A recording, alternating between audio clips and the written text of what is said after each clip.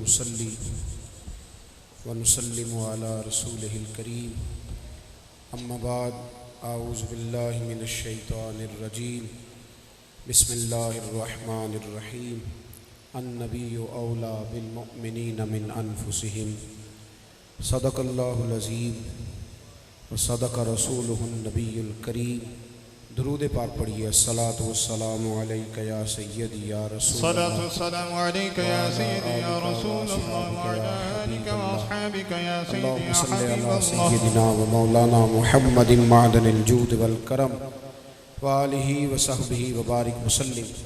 حمد و صلاۃ کے بعد اسٹیج پر اتنی بڑی تعداد مشائخ کی، سادات کی، علماء کی جلوہ فراز ہے کہ یقیناً یہ اسٹیج بہت ساری برکتوں اور بہت ساری رحمتوں کا اس وقت پیش خیمہ نظر آ رہا ہے۔ یہ ساری کوشش اور کاوش ہے عالی مرتبت عالی جناب حضرت خواجہ نوید حسین صاحب برکاتہ العالیہ کی کہ آپ نے اتنے سارے مشائخ کو یہاں جمع فرمایا اور ہم سب کو ان کی زیارت کا موقع دیا۔ مجھے بھی چونکہ حکم ہے تو چند باتیں میں بھی آپ کی خدمت میں عرض کرتا ہوں۔ قرآن مجید نے نبی کریم صلی اللہ علیہ وسلم کے ساتھ امت کا جو رشتہ بیان کیا ہے وہ یہ ہے کہ النبی اولا بالمؤمنین من انفسہم، فرمایا یہ نبی مومنوں کے ان کی جانوں سے بھی زیادہ قریب ہیں۔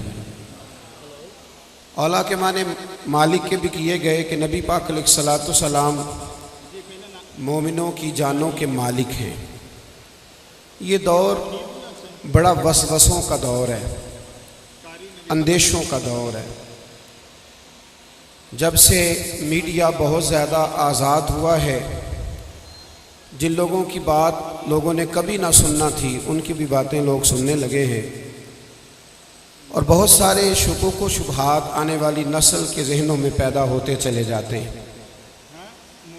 اللہ تعالیٰ نے لوگوں کو عقل دی تھی استعمال کرنے کے لیے، لیکن لوگ ساری زندگی عقل کے ہاتھوں استعمال ہوتے رہے، اور بے شمار قسم کے اعتراضات آج کل لوگوں کے دلوں میں کھول دیے گئے ہیں۔ ہر دوسرا آدمی اٹھ کے سوال کرتا ہے کہ مجھے نماز میں وسوسہ آتا ہے، ہر دوسرا آدمی اٹھ کے سوال کرتا ہے کہ میرے ذہن میں ایسی باتیں پیدا ہوتی ہیں میں زبان پہ لا نہیں سکتا۔ میرے بھائیوں، سیدھی سی بات ہے، اسے ذہن میں رکھیے گا۔ جو محبت والے، وارفتگی والے، ذوق والے لوگ تھے نا، ان کو وسوسے اس لیے نہیں آتے تھے کہ اکثر اس ڈرائیور کی گاڑی کا ایکسیڈنٹ ہوتا ہے جو سٹیئرنگ سے نظریں ہٹا کے تھوڑی موبائل پہ دائیں بائیں جماتا ہے، اس کو وسوسے آتے ہیں اور ایکسیڈنٹ ہوتا ہے۔ اسی طرح دنیا میں ان لوگوں کو زیادہ وسوسے آتے ہیں جو دائیں بائیں دیکھتے ہیں، جو سیدھا محبوب کے جلوے دیکھتے ہیں انہیں وسوسے نہیں آیا کرتے، وہ ان جلووں کے اندر محو رہا کرتے ہیں۔ حضرت سیدنا عمر فاروق رضی اللہ تعالیٰ عنہ فرماتے ہیں، بخاری میں موجود ہے، فرماتے ہیں کہ حدیبیہ کی جو شرائط لکھی گئی تھی، ان شرائط کو بظاہر سمجھنے میں ہمیں یوں لگتا تھا کہ ہم دب کے صلح کر رہے ہیں۔ 1500 کے قریب صحابہ کرام ہیں، اور نبی پاک علیہ السلام نے خود فرمایا ہے احرام باندھو عمرہ کرنے چلیں گے۔ لیکن جب حدیبیہ کے مقام پر صلح ہوئی، اگر آپ تھوڑی دیر میری بات پہ توجہ کریں تو میں نے چند منٹوں میں اپنی بات کو سمیٹنا ہے۔ یہاں اگر کسی شخص کو عمرے کے لیے تیار کیا جائے اور ایئرپورٹ پہ جا کے پتہ چلے نا کہ فلائٹ 24 گھنٹے لیٹ ہے، تو احرام باندھے ہوئے لوگ بھی ہاتھوں میں پتھر اٹھا لیتے ہیں۔ واپس جا کے رشتہ داروں کو کیا بتائیں گے؟ تو 1400-1500 کے قریب صحابہ کرام، اور انہوں نے احرام باندھے ہوئے، اور جب مقام حدیبیہ پہ جا کے محبوب کریم علیہ الصلاۃ والسلام نے ان سے کہا کہ احرام کھول دو، ہم نے اگلے سال آنا ہے، امام زرقانی کہتے ہیں سارے ایک دوسرے کا منہ دیکھنے لگے۔ جس شخصیت نے سب سے پہلے اٹھ کے احرام کھولا وہ حضرت ابو بکر صدیق تھے۔ سب سے پہلے ایک شخص نے ان سے کہا کہ آپ نے فٹافٹ احرام کھول دیا ہے، تو جناب صدیق اکبر فرمانے لگے اس میں سوچنے کی کیا بات ہے، میں نے حضور کے کہنے پر باندھا تھا، نبی پاک کے کہنے پر کھول دیا ہے۔ حضرت عمر فاروق رضی اللہ تعالیٰ عنہ فرماتے ہیں شرائط بڑی سخت تھیں، ہمیں سمجھنے میں مشکل آ رہی تھی۔ ایک شرط یہ تھی کہ جو آدمی مکے سے مدینے آئے گا تو مسلمان اسے پناہ نہیں دیں گے، لیکن اگر کوئی مدینے والا مکے چلا جائے گا تو مکے والے واپس ہی نہیں کریں گے۔ فرماتے ہیں یہ کچھ ایسی شرطیں تھیں جو مجھے پریشان کر رہی تھیں۔ میں نبی کریم علیہ السلام کے حجرہ نور میں خیمے میں داخل ہوا اور میں نے عرض کی یا رسول اللہ آپ اللہ کے سچے رسول ہیں، قرآن سچا ہے، اسلام سچا ہے، پھر ہم دب کے صلح کیوں کریں؟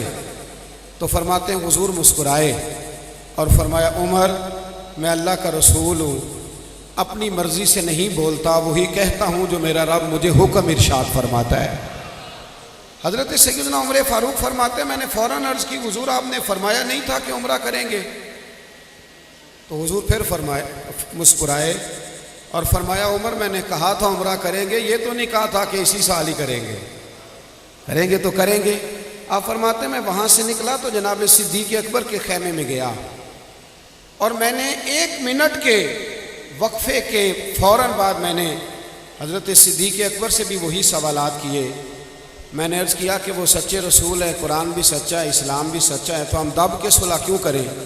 تو جناب سیدنا ابو بکر صدیق کے بھی وہی جملے وہی لفظ فرمانے لگے عمر تمہیں تمہاری ماں روئے، وہ اللہ کے رسول ہیں، مرضی سے بات نہیں کرتے، وہی فرماتے ہیں جو رب انہیں حکم ارشاد فرماتا ہے۔ کہتے ہیں میں نے فوراً وہی بات دہرائی، میں نے کہا کہ ابو بکر حضور نے فرمایا نہیں تھا کہ عمرہ کریں گے؟ تو جناب صدیق اکبر مسکرا کے کہنے لگے عمر تو محبوب کے مزاج کو کیوں نہیں سمجھتا؟ حضور نے کہا تھا عمرہ کریں گے، یہ تو نہیں کہا تھا کہ اسی سال ہی کریں گے، کریں گے تو کریں گے۔ عزیزو یاد رکھنا بہت زیادہ چیزوں کو دیکھنا، دائیں بائیں ہونا، اس کی بھی سننا اس کی بھی سننا، ان چیزوں نے اندیشوں کو جنم دیا ہے۔ ہمارے بزرگ اپنے مشائخ کی باتوں پر توجہ دیتے تھے، اپنے بزرگوں کی بات سنتے تھے، ان پر غور کرتے تھے۔ میں بات ختم کرنا چاہتا ہوں چونکہ میں محسوس کر رہا ہوں کہ ایک بہت بڑی فہرست ہے۔ داتا علی اجمیری رحمۃ اللہ علیہ نے ایک بات لکھی ہے، کہتے ہیں کہ ایک دفعہ حضرت جنید بغدادی رحمۃ اللہ علیہ سے بہت سارے پیر بھائیوں نے کہا کہ آپ اب ماشاءاللہ عالم ہیں تو آپ کچھ واعظ و نصیحت کیا کریں تاکہ ہمیں فائدہ ہو۔ آپ کے شیخ حضرت سیدی سکتی رحمۃ اللہ علیہ نے بھی کہا کہ جنید واعظ کیا کرو، لیکن آپ فرماتے ہیں میں ٹال دیتا، میں کہتا میں ابھی قابل نہیں ہوں، ابھی میں قابل ہوں گا تو بات کروں گا۔ فرماتے ہیں کئی دفعہ میرے پیر بھائیوں نے کہا یہ واعظ کرنا نصیحت کرنا بہت بڑا حصہ ہے طریقت کا، تبلیغ کا، یہ محبوب علیہ السلام کا منصب ہے۔ میرے بھائیوں ذرا توجہ کرنا، حضرت جنید بغدادی رحمۃ اللہ علیہ فرماتے ہیں کہ میرے شیخ نے بھی مجھے کہا، حضرت سری سکتی نے بھی کہا، لیکن میں نے وہاں بھی عرض کیا حضور دعا فرمائے میں قابل ہو جاؤں۔ ایک دن میں سویا ہوا تھا، میری قسمت جاگ اٹھی، کلیاں کھلنے لگی، پھول مہکنے لگے اور مجھے مدینے والے محبوب کا دیدار نصیب ہو گیا۔ فرماتے ہیں حضور نے نا بڑے کرم نوازیاں فرمائیں، بڑا کچھ فرمایا، اور جاتے جاتے نا ہلکے سے لب و لہجے میں ایک جملہ حضور نے یہ بھی فرمایا جنید واز کیا کرو، تمہارے واز سے نا فائدہ ہوگا۔ خواب میری وچ آیا ماہی تے میں گل وچ پا لیاں باواں، ڈر دی ماری اکھ بھی نہ کھولاں کتے پھر وچھڑ نہ جاواں۔ کیا بات ہے، کیا بات فرماتے ہیں کہ میں نے نا حضور نا ہلکا سا جملہ، ہلکا سا جاتی دفعہ فرمانے لگے واز کیا کرو، کیوں نہیں کہتے؟ آپ فرماتے ہیں میں نے عرض کی حضور اب تو کروں گا، اب تو بڑی اونچی بات چلی گئی، اب تو کروں گا۔ فرماتے ہیں میری آنکھ کھلی تو میں مسجد میں جب جانے لگا اپنے شیخ کے پیچھے نماز پڑھنے تو شیطان نے عجیب وسوسہ میرے دل میں ڈالا، توجہ ہے میرے بھائیوں کی، عجیب وسوسہ ڈالا اور میرے دل میں خیال آیا کہ میرے مرشد نے تو کبھی نہیں بتایا کہ مجھے زیارت ہوئی ہے، تو مجھے تو آج ہوئی ہے نا۔ جڑے محرم راز حقیقت دے وہ تے راز حقیقت کھول دے ہی نہیں، اے جنہ ویکھیا نہیں وہ کرن گلاں جنہ ویکھ لیا وہ تے بول دے ہی نہیں۔ تو میرے دل میں خیال آیا کہ انہوں نے تو کبھی نہیں بتایا، مجھے تو زیارت ہوئی ہے۔ کہتے میں نے تیسری صف میں حضرت کے پیچھے نماز پڑھی تو حضرت شیخ سیدی سکتی فرمانے لگے جنید آگے آ جاؤ۔ پہلی صف میں آ گیا تو کہنے لگے تھوڑا اور آگے آ جاؤ۔ کہتے میں حضرت کے قریب آیا، تسبیح چلا رہے تھے، میری طرف دیکھا تو مسکرا کے فرمانے لگے اب تو واز کرو گے نا؟ کہتے میرے اندر تو چور تھا نا، بس آ گیا۔ تو میں نے کہا جی اب کیا ہوا ہے؟